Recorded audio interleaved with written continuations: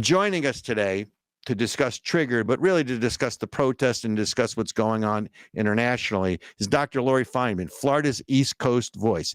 She recently came back from Israel, was on the ground there, and I think her perspective is a little different than what you've been hearing in the media. So joining us now from somewhere in South Florida, Dr. Lori Fineman.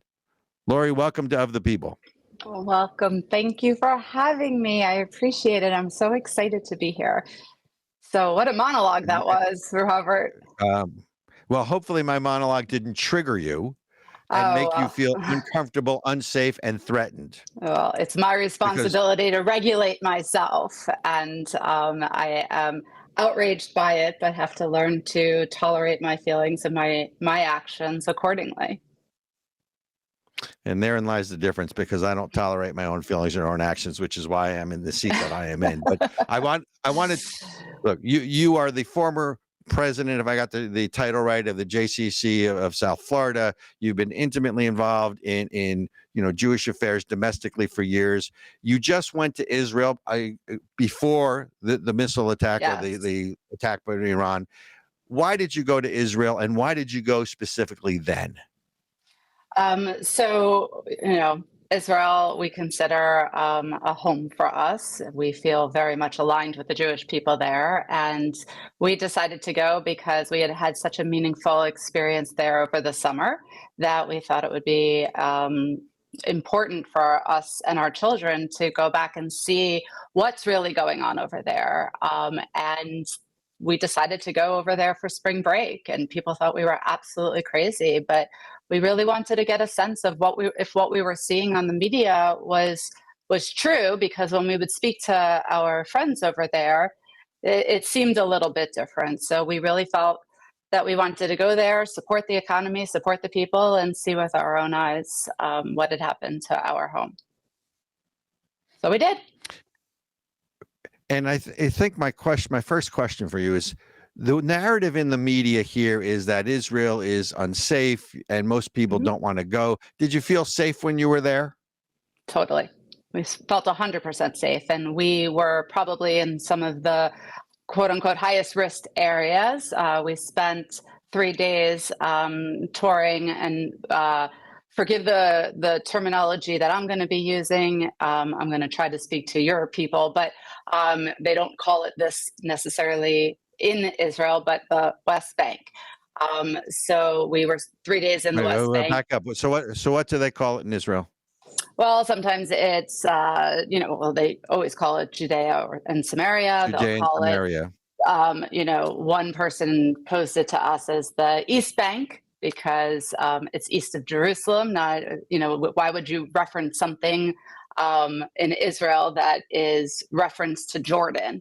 Just doesn't kind of make sense. If you're living there, then you're giving Jordan all the power rather than your own country. So they call it the East Bank.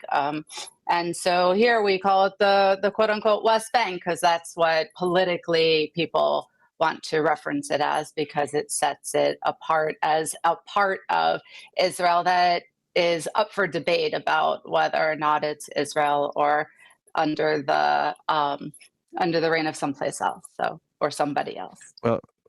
Well, let's keep in mind, these are also the same people who call it occupied territory, exactly, ignorant of the fact that 14 years ago, or no, 24 years ago, that Israel withdrew from the West Bank in Gaza, so correct, named the West Bank in Gaza, and gave them control, and gave the Palestinian population, whether it was through the PLO in the West Bank or whether it was Hamas in Gaza, gave them control of their own destiny, only to, these many years later, launch what I would call a war on October 7th against the Israeli people. I mean, people want to call it a terrorist attack, but it really wasn't.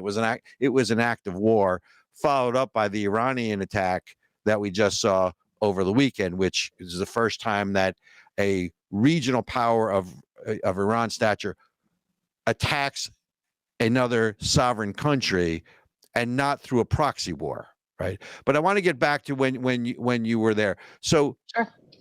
What did you, give us a sense for the people that were there. I mean, sort of I will tell people that, your background is a psychologist. I'm not asking you to see it through that lens, but I know you have that sensitivity versus the narrative that's being portrayed in the media of a divided public in Israel, and obviously against the backdrop of people like Senator Schumer, who went on TV and basically advocated for the overthrow of the political administration of a friendly government.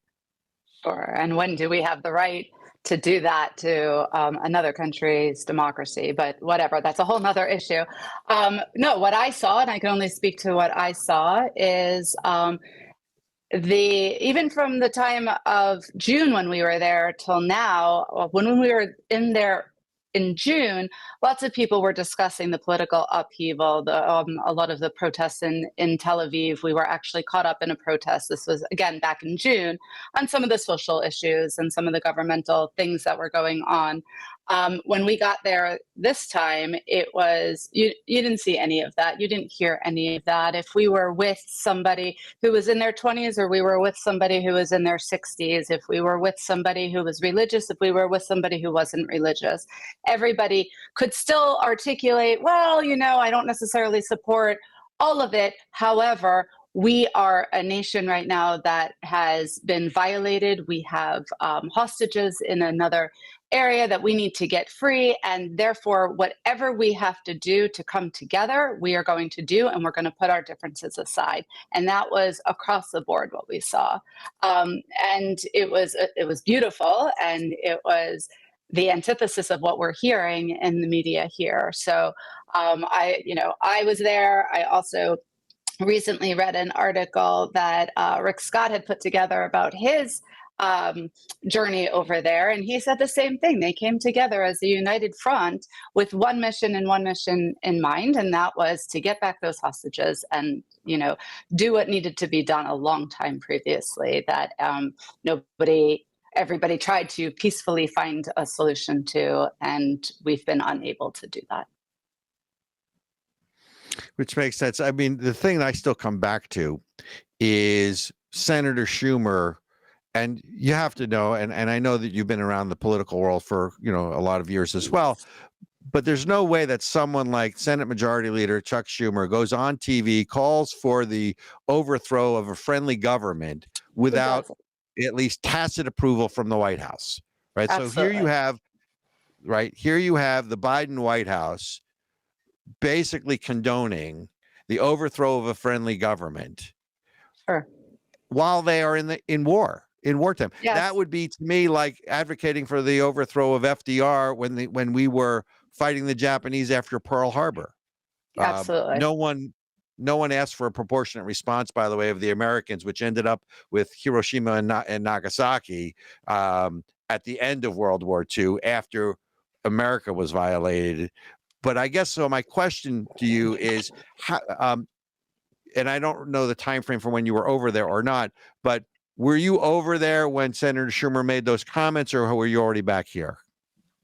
I was already back here, I believe. I'd have to look at the exact calendar, but I believe. Oh wait, no, I think he actually made it right before we left. I think we were referencing it when we were there. I'm sorry, my memory is like, when it comes to dates, is horrible and time. I'd have to look, but I'm pretty sure, now that I'm thinking about it, it happened right before we left, because we were talking about it at dinner and how inappropriate it was, how politically motivated it was. And as Jews, and this is the conversation that I at least find myself having in America all the time with my friends, how people are saying how much they support Israel and how they can't believe everything that's happening over there, and the divide that's happening in our country. Yet when they go to the polls, they're going to completely abandon Israel on issues such as abortion and some other socially politicized issues. And so are they really supporting Israel? And, I think that's the question. How many times has Biden thrown us, or any person in the administration, thrown Israel under the bus in indirect ways over the last several years, if not, decades? So it's shameful what we're doing. So I guess my question is, years ago, in the 50s and the 60s, there was always this conventional wisdom politically that we may disagree internally as a country, but at times of war, politics stops at the water's edge. That was America's perspective, Right. during the 50s, during the 60s, I would argue, probably certainly up to the Vietnam War. Did you get any sense in Israel of any, even if people disagree, and even people who would support Israel's right to defend itself as meaning the people of Israel supporting it and coming together as a nation to do that. Was there any sense of a divide there? Because that was the portrayal in the press here, that the Israeli people were divided, and Bibi, Prime Minister Netanyahu, doesn't represent the people's will anymore, and therefore he has to go. Was there any sort of sense of a division or lack of support? Because you have, is not the opposition now part of the government with Benny Gantz in there as well?